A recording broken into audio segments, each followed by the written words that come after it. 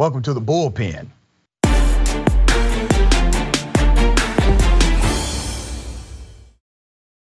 Because yesterday I had a guy on the Bullpen who was so insane that I had to kick him off my show, Pastor Jesse Lee Peterson. I am not going to have a debate on this show today. I'm going to bring you a treat to make up for the disaster of yesterday. And I got my big homie, there's no debate. We agree on almost everything, and we A-Town down, my friend Killer Mike. What up, Killer? All right, what's up, man? Jesse Lee Peterson was on here yesterday. Oh my God.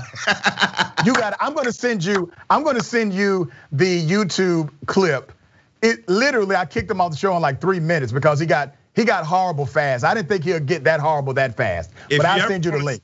If you ever want to see something funny, watch, I think it's DC from 85 South did his show. I saw it. No, I saw that interview. He clowned him. I mean, he turned the table on Jesse. It was funny. He acted like a bad kid in middle school with a substitute teacher who didn't know what to do. It was amazing.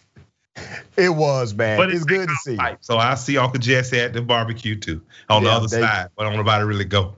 There you go, right, exactly. Good to have you on the show. We only have a few minutes, man. Let's get right into it. You are so well known, not only for your entertainment, your rapping, but also, that's what I'm talking about, mobilizing, energizing, being on the right side of issues. And you have influenced so many people in the entertainment world and beyond to actually take their platforms more seriously to become advocates for social justice. Let's talk about Black entrepreneurship, something that you're big on as well. Right now you have legislation being stalled that could help Black businesses. You have policy discussions not being had because of the gridlock of our current politics. But let's talk about the reality of the Black economy and how a better Black economy is really a better economy for America. Yeah, even I said that. I think in Bloomberg possibly with Leanne who had but I said that, and the head of the feds in Atlanta said the exact same thing. A stronger Black economy lends itself to a stronger, greater economy.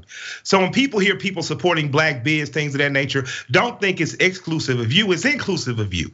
We want the businesses to be owned by Black people, we want the lenders to be Black, but we want to provide services for the greater community. That's what we do. We just want to be able to be the chair on the leg on the chair that can hold up. We don't want to be the wobbly end. So no one think that's exclusive of them. It's inclusive of all. But Black business, let me tell Black people, whenever we've chosen to do business with one another and service ourselves in a greater community, we've done better. Our communities have been stronger. We had less crime. We had more fathers present in the community. We had greater freedoms, and we didn't have the oppressive amount of violence that we're experiencing in a lot of our communities now. Because a lot of our boys don't want to go to college and aren't being led to go to trade school. Trade school isn't just plumbing and carpentry and fixing stuff. It's owning your own business. It's being able to be someone who takes your products and services places and get the highest dollar amount. So I really think we need to take that seriously. I'm glad to be a part of something like Greenwood Banking. That's a banking platform that's going to roll out. That's not only going to allow people in banking deserts to have actual accounts, but eventually it's going to grow to a lender for non-traditional businesses out of our community that the big three might not necessarily finance. And I'm proud to be a part of that because I've seen that work not only in Greenwood, Oklahoma, and Tulsa. I've seen it work on Auburn Avenue in Atlanta and Edgewood Avenue. I've seen it work in Harlem, New York, Inglewood in California. And I believe we can keep doing this the next 50, 100 years and start to close some of that economic gap and do more for ourselves. Let me bring up something that is an actual policy bias. You already know there's this fight against critical race theory, which is simply the historical analysis of racism and how that racism connects to policy in America and our review of it. But there's this fight against it. But there is a policy, a recent policy from a bunch of money that was approved in the previous administration. So that COVID relief money bypassed Black business owners because it did not create a caveat, and I say it didn't bypass all of them, but sole proprietors in particular, because one, sole proprietors did not have the background or the paperwork necessary in order to apply for it, and the government did not create an avenue that said, here's how we're going to make sure you all can be part of this lump sum of money that we're putting out. The overwhelming reality is that black businesses continue to be left out of massive policy to impact their economy.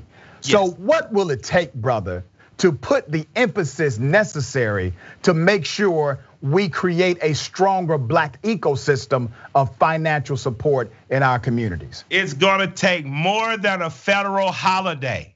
Come on, brother. All right, so let's talk about, you got a federal holiday because an area where blacks had built their own, for blacks, by blacks, and the greater community. The white community that was working class or poor got angry, aided by government to bomb and decimate that community. And we got a holiday, and I like any day off you give me, I can cook barbecue and drink some beer. But we are due more, and what we are due are land grants. We're due government done compete clause contracts, which we already have a provision for, and black democratic cities are not honoring those things in the way they should. And the federal government, the people you just got in the government, Joe and Kamala owe you something, and they owe you more. The people under the gold domes and representatives owe you more than a damn holiday. And I appreciate the day off now. I'm definitely gonna barbecue and I'm gonna sip some Hennessy. But you have, actually I'm gonna sip Johnny Walker Blue. Don't give me no cheap bottle. But we have to demand now policy that, like Yvette Carnell says, and I appreciate this just for saying this, the government owes you something. They owe you farmland, they owe you exclusive contracts, they owe you building rights when they're putting up this new infrastructure. So black people, when we send these people out, let's make sure that they bring something back. I'm telling Warnock this, I'm telling Ossoff this, I'm telling Biden this, I'm telling Kamala this, I'm telling Clyburn this, I'm telling anybody who will listen, who asks me for my black vote every 2 and 4 years, I need something in return, because the quicker we can do for ourselves, the freer we can be, and the better this country will be. And I want my people out there who might not disagree me. Who might not agree. The people who follow Jesse Lee Peterson, the people who listen to conservative radio, strong black economy equals us needing you less. And if we need you less, this whole country can start to grow in a better way. While kids will be better educated, will be better funded, your grandchildren to have something provided for them. So I implore all Americans to make sure that the black community is strong economically, so that our greater community can be by proxy. And in matters of critical race theory, my grandmother had a better word for it: the truth. Come on, brother. Come on, brother. Teach that. I got criticized by a bunch of Democrats, by the way, when I said we don't send politicians to DC to give us holidays. Now, it's a good holiday, but that's not the goal. And it becomes antithetical to progress when you believe that you are winning because you got a holiday. Remember, the same Republicans help bring you that holiday. These same Republicans that help bring you that holiday are anti the John Lewis Voting Rights Act. They're anti-HR 1. They are against the George Floyd Policing and Accountability Act. They are adversarial to the reparations study, HR 40. They are against every policy aimed at progress for black and brown and disenfranchised communities. They do not get a hero cookie because they passed a holiday. As I said, I agree with you, brother. It's not a bad thing, but it's not the goal. That is not the agenda. And I'm gonna tell you this. Don't just look for the people who loudly against you. Look at the people who silently don't support you when it's time. See, because a lot of them silent people, you sit in the office. And then when it comes time to give you something,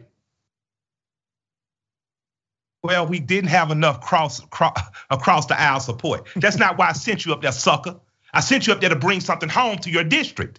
And if your district is a majority black district in a Democratic enclave, then I expect something more than a damn holiday. And here's the other thing, y'all man. Gotta believe me on that. But we deserve more. No, you good. You can use that here, brother. I've said worse. The other part of that is you got all of this, and I said earlier on the show, man, Nancy Pelosi playing games. We should have had a select committee investigating what happened at January 6th, prosecuting individuals, even if they are elected officials who were involved. But here's the other game they play. They start saying we need to have a bipartisan way forward for the sake of bipartisanship. Well, those cats you work with did not elect you.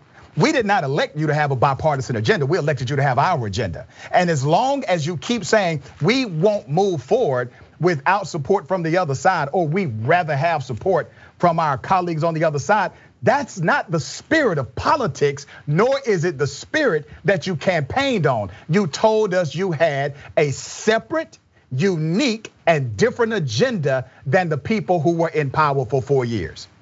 When I show up with the bullet section, I'm with Rashad. I just want y'all to know that. I'm gonna let him do all the talking. I'm gonna let him take care of the business. I'm there as the goon. I'm gonna come up with my mask on. Come on, bro. Come on, homie. I really love and appreciate you and always telling our people the truth and just pushing forward. Thank you, Rashad. I'm very proud of you for the show, bro. Man, thank you, brother. Iron sharp as iron. You know, we A-Town down. You're my big homie. You have inspired so many, including myself. And I appreciate you, man. Before I let you go, brother, how's the wife? How's the family? She good. She ain't left me, so we good. The kids are good, thank God. And man, everything is amazing. We're proud to be still in business at the arena with the Hawks playing. We're proud that the swag shops are growing. I'm very happy to see progress happening on the ground. I'm seeing a lot of progressives on the ground organizing in Atlanta, and I'm just happy to be alive in this time with my contemporaries. Thank you for having me, brother. Always a pleasure. Killer Mike, thank you, man. Love.